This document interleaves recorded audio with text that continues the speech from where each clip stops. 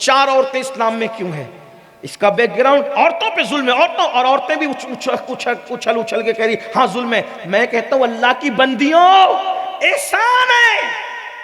फनकिहू मा ताब लकुम मिनन निसा मसना व सुलासा व रुबा फइन खिफ्तुम अल्ला तादिलु फवाहिदा। उन औरतों से निकाह करो जो तुम्हें पसंद आए, 2-2, 3-3, 4-4, और अगर उनके दरमियान इंसाफ न कर सको तो सिर्फ एक ही करना। यह हुक्म कब आया? कब आया पता है? 10 औरतें होती थी, 50 औरतें होती थी, 100 औरतें होती थी, 700 औरतें होती थी। यह हुक्म आने से पहले जब 700 होती थी, 900 होती थी, 10 होती थी, 50 होती थी, इस्लाम आकर बोलता है 700 नहीं करना, 10 नहीं करना, 20 नहीं करना, 50 नहीं करना। इस्लाम ने अनगिनत को 4 पे लाके मुकैयद किया, और उस 4 में भी फिर ये कैद लगाई, इंसाफ कर सकते हो तो दूसरा सोचना, अगर इंसाफ नहीं कर सकते एक ही पे इक्तिफा करना। बताओ एहसान किया कि जुल्म किया? लेकिन ये कब समझ में आएगा? ये उन्वान ना आप सुनना चाहते हो, और हम सुना भी नहीं सकते क्योंकि आप इस पर सुभान अल्लाह भी नहीं कह सकते, इसलिए ये उन्वान है ही नहीं ऐसा। तो करना क्या है? बच्चों को बताओ कि क्या लॉजिक है, बैकग्राउंड क्या है, पस मंजर क्या है। वो जो कहना चाहता था वो आखिरी बात ये, एक आदमी था, जौहरी था। जौहरी समझते हैं?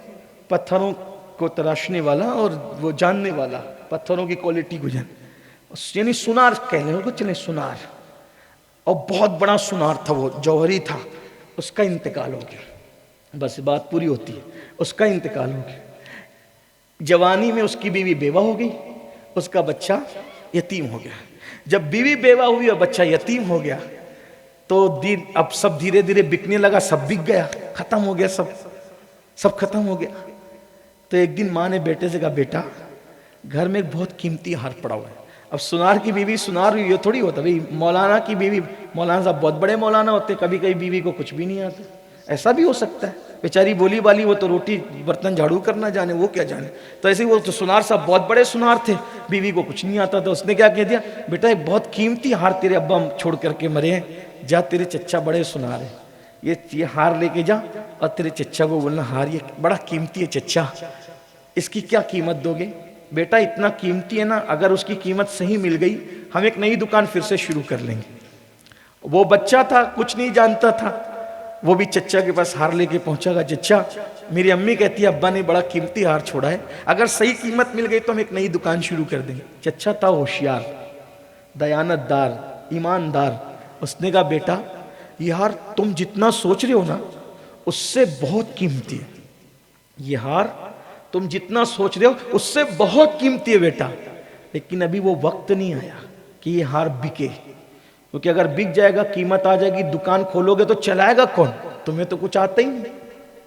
तो एक काम करो, तुम मेरे यहाँ नौकरी करो, मैं तुमको सुनारी का फन सिखा दूंगा, जौहरी का फन सिखा दूंगा, उम्र भी बढ़ जाएगी, और तुम्हें अभी पैसों की जरूरत है तो मैं तुम्हें तनख्वाह दूंगा, अच्छी तनख्वाह दूंगा, तेरा घर चलता रहेगा, तू बड़ा हो जाएगा, जौहरी बन जाएगा, फिर उस वक्त हम वो हार बेचेंगे और एक नई दुकान अच्छी सी बनाएंगे, फिर तुम उसको चलाना। उसके दिमाग में बात बैठ गई, वो ले गया, हार छुपा दिया, उसने रख दिया, चचा की दुकान पे आता रहा। चचा पूरी ईमानदारी के साथ उसको जौहरी का फन सिखाता रहा।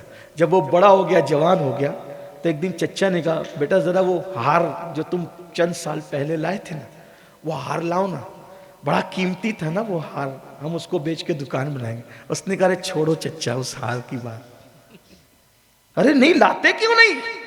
वही चच्चा, जब मैं फन जानने लगा ना जौहरी का, तो मुझे खुद पता चला वो हार कीमती नहीं है, वो तो नकली हार है।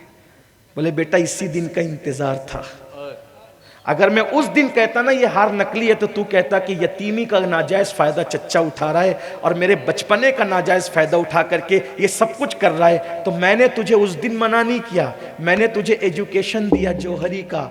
जब तुझे खुद आंख मिल जाएगी तो तू खुद पहचानेगा असली और नकली क्या है। बस यही चाहता हूँ, हमारे बच्चे असल और नकल मजहब में फ़र्क नहीं कर पा रहे हैं, असल और नकल मसलक में फ़र्क नहीं कर पा रहे हैं, सच्चाई और झूठ में फ़र्क नहीं कर पा रहे हैं। इन नन्हे से मासूम बच्चों को एजुकेशन दे दो, इनको आंख दे दो, इनको नजर दे दो, ताकि ये सच्चाई पहचान सके। जिस दिन इनको सच्चाई का इल्म मिल जाए तब उनको पता चलेगा दुनिया में इस्लाम जैसा कोई मजहब नहीं है, कुरान जैसी कोई किताब नहीं है, शरीयत मुस्तफ़ा जैसा कोई कानून नहीं है इंशाअल्लाह, और अहले सुन्नत जैसा कोई मसलक नहीं है इंशाअल्लाह। फिर देखना बहारें ही बहारें होगी, लेकिन ये जिम्मेदारी अपनी है। अल्लाह हम सबको तौफीक बख्शे।